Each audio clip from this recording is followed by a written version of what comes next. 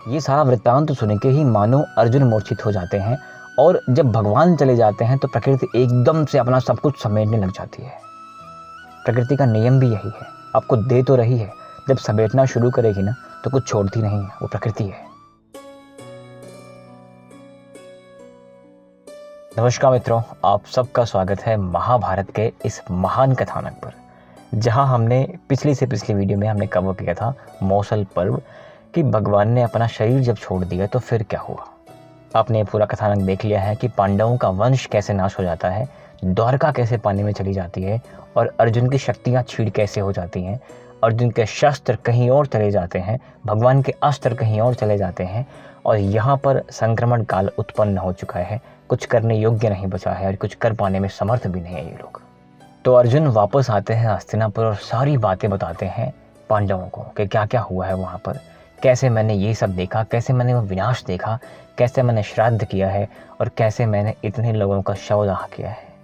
हमारे मामा श्री नहीं रहे, हमारे भगवान नहीं रहे, उनके पुत्र नहीं रहे, तो अनेक अनेक तरह से दुखों का वर्णन करते हुए एक तरह से बेहवल व्याकुल पांडव यहाँ बैठे हैं कि अब किया क्या जाए। तो इन सब वृत्तांत सुनने के बाद एक लंबी सांस लेकर धर्मराज ने कहा कि हे बंधुओं, हे मेरे भाइयों, हम सब भी उसी कालपाश से आबद्ध हैं और हमारा भी समय अब निकट आ गया है। तो अब हमें ये विषयों का ध्यान छोड़ देना चाहिए और आगे निकल जाना चाहिए।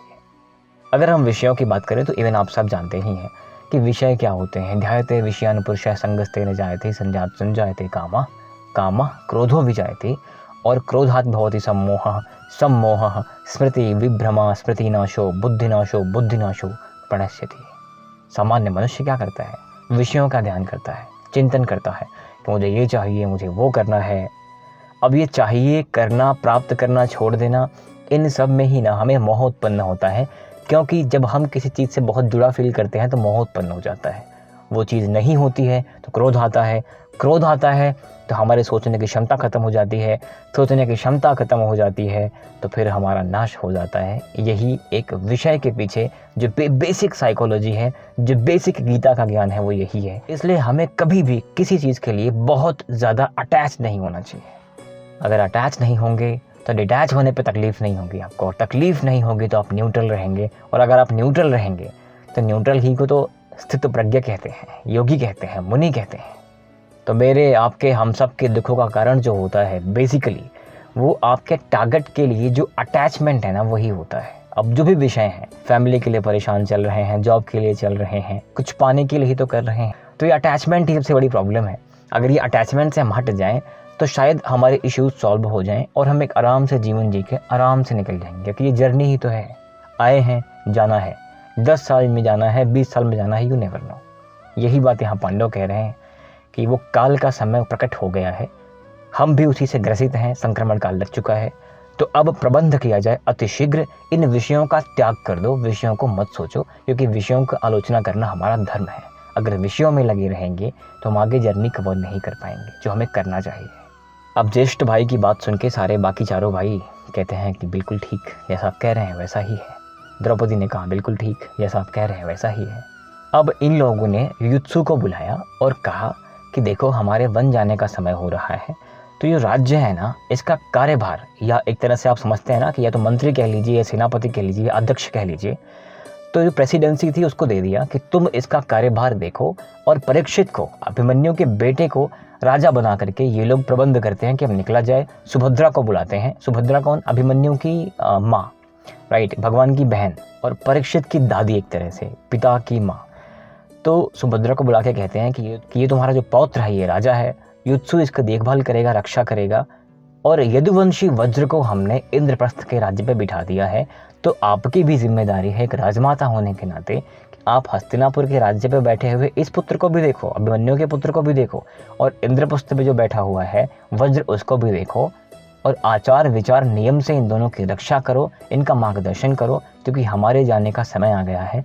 तो आपका दायित्व तो यही बनता है इस समय।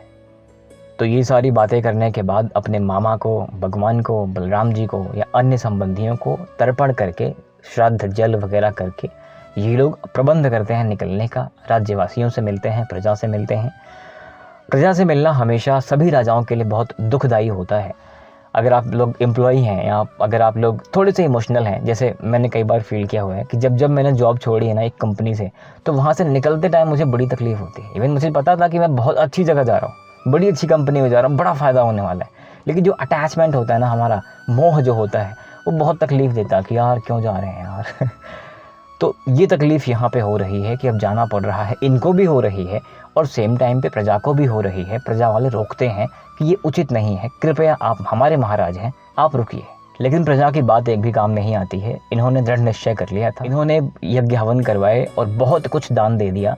दान देने के बाद कृपाचार्य, एक बहुत फेमस कैरेक्टर, कृपाचार्य को बुलाते हैं और कृपाचार्य से कहते हैं कि ये जो हमारा पौत्र है इसकी जिम्मेदारी आपकी है, इसका शिक्षण आपके ऊपर है, तो कृपया ये दायित्व को आप संभालिए और हम निकल रहे हैं। कृपाचार्य चिरंजीवी थे, एक लंबे समय तक जीने का आशीर्वाद था उनको। तो परीक्षित का जो अध्ययन अध्यापन है, शिक्षण है, वो कृपाचार्य देखने वाले हैं और ये लोग दान्य पुण्य करके निकल जाते हैं। अब इन्होंने अपने सभी राजसी ठाटों का त्याग कर दिया, वस्त्र आभूषणों का त्याग कर दिया और त्याग करने के बाद वही वल्कल वस्त्र, जिसे आप अब भगवा कहते हैं, जो साधु लोग पहनते हैं, वैसा कुछ पहन के निकलते हैं। तो जब ये लोग निकलते हैं तो आपको पता है ना कि जब एक बार दुर्योधन से ये जुआ हार गए थे, तो हारने के बाद इन्हें राज्य दे देना पड़ता है, वनवास होना पड़ता है।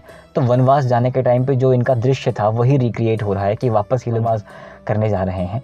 तो जो प्रजा थी ना वो बड़ी परेशान होती है, उन्हें वो दृश्य याद आते हैं कि इतना दुख झेला इन्होंने, जीवन का अंत ऐसा होना है। आप सोचें कि जिस राज्य के लिए कितना कुछ नहीं हो गया, उस राज्य को छोड़ के ऐसे आज देख भी नहीं रहे हैं, छोड़ के चले जा रहे हैं, यही जीवन है। तो ये दृश्य जो बाहर से खड़ा होकर देख रहा होता है, बड़ी तकलीफ होती है। वो लोग बिलाप भी कर रहे होते हैं कि महाराज आप जा रहे हैं। अब लोग छोड़ने आते हैं, बहुत दूर तक छोड़ने आते हैं। आपको रामायण का उद्देश्य याद आ रहा होगा ना, जहाँ तक मुझे लग रहा है कि जब भगवान राम आते हैं तो सभी अयोध्यावासी चले जाते हैं और एक रामानंद जी के रामायण में एक गाना बज रहा होता है कि हे राम अयोध्या छोड़ के वन मत जाओ। तो ऐसा ही कुछ था, यहाँ पे वही सीन्स चल रहे थे कि लोग विलाप कर रहे हैं, दुखी हैं कि मत जाइए, लेकिन कोई कह नहीं पाता है और कहता भी है तो ये मानते नहीं हैं। इन्होंने निश्चय कर लिया था तो निकल पड़ते हैं।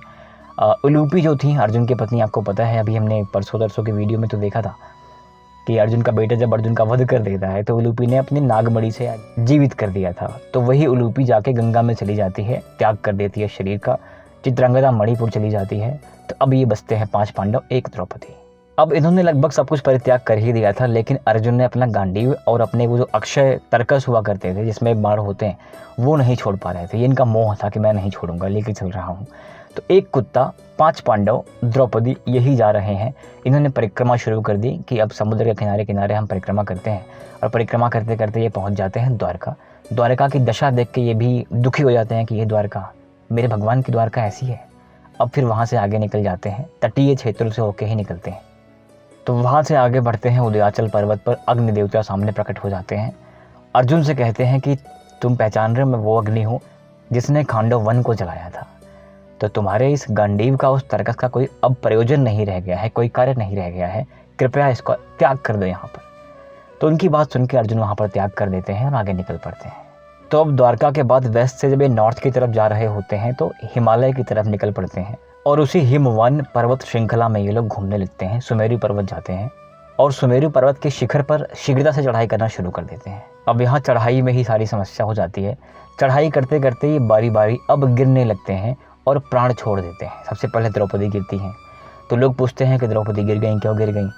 तो अब इनके दोष बताए जाते हैं कि इन्होंने कौन कौन से पाप किए थे। तो धर्मराज कहते हैं कि इनके 5 पति थे, लेकिन अर्जुन में इनका विशेष प्रेम था, इस कारण से सबसे पहले ये गिर जाती हैं यहाँ पर। अब बारी बारी और पांडव गिरते हैं, सहदेव गिरते हैं, नकुल गिरते हैं। तो धर्मराज कहते हैं कि इनको पांडित्य का बड़ा घमंड था कि मुझसे बड़ा पंडित कोई नहीं है। नकुल को सुंदरता का बड़ा घमंड था कि मुझसे सुंदर कोई नहीं है। फिर बाद में अर्जुन भी गिर जाते हैं, अर्जुन को भी घमंड था कि मुझसे बड़ा योद्धा कोई नहीं है। तो इन सारे विषयों से अभिभूत होकर, इन सारे क्लेशों पापों से अभिभूत होकर जो लोग भी चल रहे थे, धीरे धीरे अपना प्राण त्यागते रहते हैं। बचते हैं युधिष्ठिर और भीम। फिर भीम भी गिर जाते हैं। तो धर्मराज ने बताया कि तुमको भी बहुत घमंड था कि मुझसे बड़ा बलशाली कोई नहीं है और तुमने कई बार अपमान भी किया है अपने बल के मद में आकर। तो चारों पांडव यहाँ गिर जाते हैं, द्रौपदी गिर जाती है। अब बचते हैं सिर्फ धर्मराज और एक उनका कुत्ता। अब इंद्र स्वयं आ जाते हैं कि चलो टाइम हो गया है। अब इंद्र ने बहुत प्रयत्न किया कि कुत्ते को यहीं छोड़ के ये चले जाएं, कि कुत्ता वहाँ पे अलाउड नहीं है। तो अनेक तरह से प्रलोभन भी देते हैं, स्ट्रिक्ट भी होते हैं कि नहीं तुम जा ही नहीं सकते, जाओगे तो अकेले जाओगे, कुत्ते को छोड़ के जाओगे। लेकिन युधिष्ठिर महाराज भी रिजिड हो गए कि कुछ भी हो, अगर जाऊंगा तो कुत्ते को लेके जाऊंगा, नहीं तो मेरे भाई यहीं मरे पड़े हुए हैं, मुझे वहां जाने का कोई शौक भी नहीं है, यहीं मैं प्राण त्याग दूंगा। तो इंद्र बताते हैं कि तुम्हारे भाई तुमसे पहले वहां पहुंच चुके हैं, चलो तो सही। और यहाँ धर्मराज प्रकट होते हैं कि ये परीक्षा देने के लिए ऐसी चीज़ें हुई थी, इसलिए कुत्ता तो खैर परीक्षा वाली बात थी, वो गायब भी हो जाता है। महाराज पहुंच जाते हैं सशरीर। तो अब जैसे ही इंद्र इनको लेके वहाँ निकलते हैं, नारद जी ने वहाँ पहले ही शोर कर रखा था कि धर्मराज आ गए, धर्मराज आ गए। अब इनकी बड़ी इज्जत थी वहाँ पे भी, तो इनसे ऑप्शन दिया गया, पूछा गया कहाँ जाना चाहते हो, किस लोक में जाना चाहते हो। तो इन्होंने स्पष्ट कहा कि मुझे लोकों की कोई चाह नहीं है, जहाँ मेरे बंधु बांधव हैं मुझे कृपया वहीं लेके चलो। दुर्योधन के पास मत लेके चलना, जहाँ मेरे अपने हैं, जहाँ मेरे कर्ण हैं, जहाँ मेरा पुत्र अभिमन्यु है, जहाँ हमारे भाई हैं, द्रौपदी है, कृपया मुझे उस लोक में ही लेके चलो, मैं उनके साथ ही रहना चाहता हूँ। तो मित्रों, महाभारत के इस पर्व को कहते हैं महाप्रस्थानिक पर्व। और इसके बाद आएगा स्वर्गारोहण पर्व, जहाँ पर इनकी मुलाकात होगी अपने बंधु बांधवों से, दुर्योधन से भी होगी, अपने भाइयों से भी होगी, अपनी पत्नी से भी होगी, कर्ण से भी होगी। एक आश्चर्य भी आपको कल देखने को मिलेगा कि कर्ण की मुलाकात इनसे नरक में होती है, जहाँ इनके बंधु बांधव बड़े पीड़ित हैं और दुर्योधन कहीं हंस रहा होता है। तो ये प्रश्न भी इनका आता है कि ऐसा क्यों है। तो कल मिलते हैं कि इनके अपने बंधु बांधवों से जो मुलाकात होती है, वो लोग पीड़ा में क्यों होते हैं, नरक में क्यों होते हैं। तो आप सबको बहुत बहुत धन्यवाद मित्रों सपोर्ट करने के लिए। और ये महाभारत का सेकंड लास्ट पर्व था। इसके बाद सिर्फ एक ही पर्व बचता है, वो है स्वर्गारोहण पर्व। उसके बाद महाभारत समाप्त है। अब इसके बाद वापस क्या शुरू करना है, कुछ कविताएं आनी हैं, या मुझे पर्सनली थोड़ा सा ब्रेक चाहिए होगा, क्योंकि बहुत दिन से युद्ध पढ़ते पढ़ते मैं युद्धमय हो गया हूँ। कई बार तो मैं अकेले से युद्ध करना शुरू कर देता हूँ। तो मिलते हैं जल्द। Thank you very much. जय हिंद।